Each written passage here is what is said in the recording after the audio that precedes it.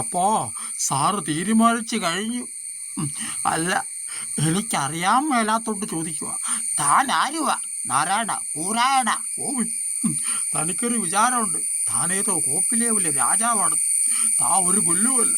1-2 ദിവസം ലണ്ടനിൽ പോയി ഏതോ ഒരു ഓന്തൻ റിച്ചാർഡ് സാഹിബിന് അരിവെച്ചു കൊടുത്തിട്ടേ കാശ് കൊണ്ടൊരു പഴയ കൊട്ടാരം വാങ്ങി അവിടെ ഒരു ആശുപത്രിയും തുടങ്ങി അവിടെ ഭ്രാന്തന്മാരെ പട്ടാളയിട്ട് പഠിപ്പിക്കുന്ന വിവരം കെട്ട പന്ന റാസ്ക് അല്ലടോ താൻ. തന്നോട് 10 പറയണമെന്ന് വിചാരിക്കാൻ തുടങ്ങിയിട്ട് കാലം കുറേ ആയി.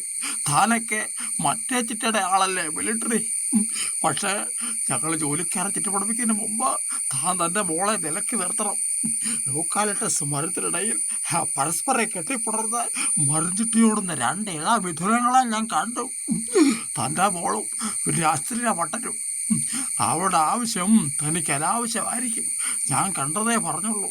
തന്നോട് മാത്രമല്ല, ഈ നാട്ടിലുള്ള എല്ലാവരോടും ഞാൻ പറയുകയും ചെയ്യും.